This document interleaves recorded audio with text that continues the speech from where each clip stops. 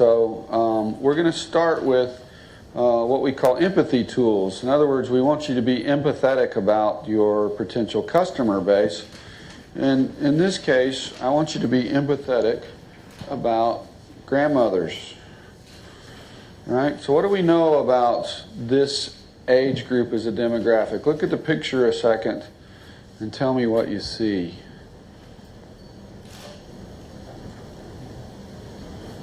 How are they sitting? What are they sitting on, rather? It's okay, say it out loud. Okay. And why do they have these things with them?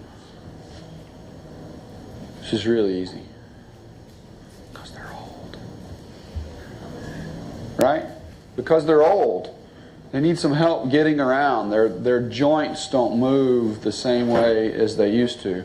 What else happens to us when we get to be this age? I'm not there yet. Oh, I'm really having a hard time seeing. Thank you very much. Your vision starts to get blurry. And what about other issues? What? I can't hear you. What? Right? Our hearing starts to go. We also lose dexterity in our fingers. Do you know what that means? It means that I have a hard time picking things up or distinguishing between buttons, like maybe buttons on a cell phone or a remote control, right? So, to give you a sense of what it's like to be 80 years old, we're going to use an empathetic tool, and we're going to have you pretend to be 80 years old. Okay? So we will start with, Jenny, would you help me, please? Start down that side, and I'll go down this side. We'll start with hearing, so I'm going to give you all earplugs that you're going to put in a bit. Okay? And each group gets a pair of these beautiful safety goggles. Okay? And what I'm going to have you do, is anybody by themselves, can you go join him over there? Yeah? Okay. Y'all have 2 and 2 there? Okay. Does every group of 2 have a pair of safety goggles? Yes? So if you'll notice, these safety goggles have tape on them, and when you try to wear them, you can't see, right? What's interesting about these is they really do simulate what it's like to be old, because although you can't see detail, you can still see shape. And in some cases, you may have little holes in there where you can see a little bit, and that really is very closely to simulating things like cataracts and these kinds of eye diseases that we have as we get to be like my 80-year-old grandmother's here, right? So we're going to start with the earplugs and cataracts, and then each group, I'm going to pass the tape around.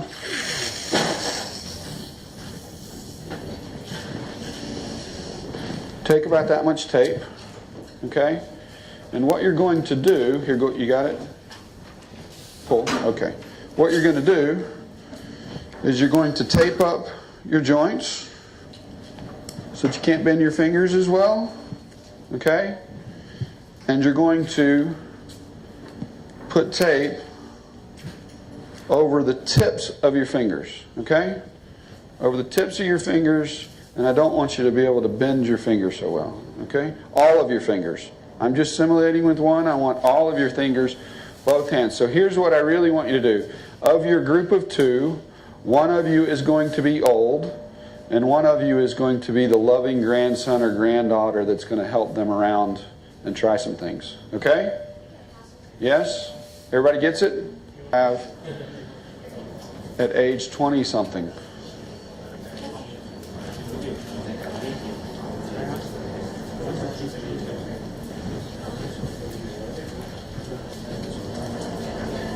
Ensure their safety. So grandmas and grandpas, I hope you trust your partner, because your life is about to be in their hands. Okay? Help your your elderly person get their earplugs in. You may have to squish them up for them and help stuff them in their ears, and then help them put their glasses on, okay? And when everybody's partner has earplugs in, hands taped, and glasses on, just let me know with a little raise of the hand, and so I know we're ready. Okay? Jenny, what do you think? I think if you can hear me, your earplugs aren't far enough in. Ready? Yes? Ready? This one's not quite. Still sticking earplugs. There you go. Squish them up and then they expand inside your ears. His earplugs are not nearly in good. He can hear me still. Okay. Everybody, every one of you should have a cell phone, yes? Pull it out. Pull the cell phone out and give it to your elderly partner and tell them to call you. Okay? Huh? Yeah, it doesn't matter. It's just a simulation of. We don't really have to make the call. We're going to pretend to make the call, okay? What I want you to do, though, is just give it to her and tell her to make a phone call, yes? Now remember, she can't see the phone very well. And, right? No, leave your glasses on. So, imagine the difficulty that they're having doing this, correct? It's darn near impossible to do it. Does everybody have smartphones? They all have smooth surfaces, don't they? There's no tactile feedback whatsoever. Here, try it with my BlackBerry then, okay? This should make it a whole lot. All right, let's try something a little bit less challenging, okay? Partners, have your grandparent stand up, and I want you to simply walk out of the room, down the hallway to the stairs, okay?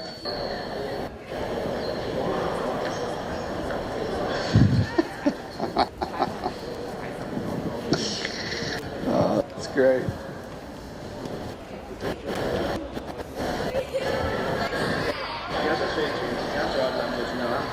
Very nice. Very nice.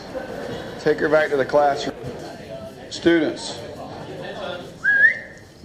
so tell us why you were scared. Right. Right. Think about if that were every day. As soon as I get up to the time I go to bed, I can't see, I can't hear, I can't feel. You were hilarious, right? You're walking like this, you know? You were basically blind and deaf, and and the tape helps sort of put you totally in an immersive environment that you can't control now, right? Was there a loss of control? Jenny, did you feel a loss of control? A little bit frightening, huh? Helpers. You can't do anything on your own anymore. Wow. We ever heard that from the elderly people? Anybody else want to try it that didn't get to try it? You're welcome to. No? So helpers, tell us what your experience was like. I think she did pretty well for an old person. Yeah? She was she tries to overcome this problems, like trying to be more independent, but it's still like she still needs help. So it's challenging because we don't feel the same impression, we feel feelings, but we need to understand them in order to help them. So. Okay, so you don't have the same deprivation, right? You can see, you can hear, you can feel, but you're now feeling empathetic, right? You're starting to get a sense for what she might be going through. And all of you were doing a great job of really helping your partner down the stairs, helping them find the stairs, helping them find the doorway. Oh, stop, you're going to run into something, or guiding them along by holding onto their arm, right? And old people, did you feel like your partner was truly there, sort of protecting you? And Yeah? Anybody not get that feeling? Anybody's partner really was lousy and didn't... The other thing that happens, and I was relating this to Mingles, is that at the beginning all of you were giggling and it was funny, and then by the end all of you were a little bit more serious, right? Because it sort of kind of got scary at some point, I think, right? This is the point of these kinds of tools, is to immerse you in that environment, to give you a sense of what it's like, right? We can't possibly know how tough it is to live at age 80 until we get there, but we can start to have a bit of sympathy by doing that. And what we hope we can do by giving you this experience is change your perception about how you look at the world. Now, Hong Kong, from my perspective, is not a very friendly place if you're handicapped, disabled, correct? Would you agree with that? Yes? No? Let's take any MTR station, at least any MTR station that I've been in thus far.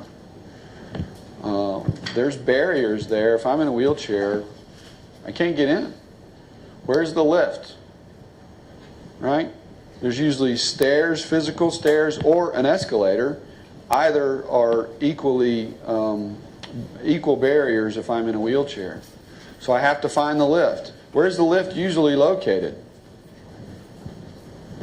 Anybody know? Is it right at the very entrance, or do I have to search for it? Can you honestly tell me where the lift is at University Station? You probably go to that station every day, right? Or maybe it's that way. Yes? Can anybody tell me where the lift is in University Station? Is there a lift at University Station? I can see all of you through the mental Rolodex. Right? Never thought about that, right? So that's the idea of using empathy tools, is to get you to start to look at the world a little bit differently. Start to understand from your user's point of view. In this case, we're trying to simulate the user of an old person.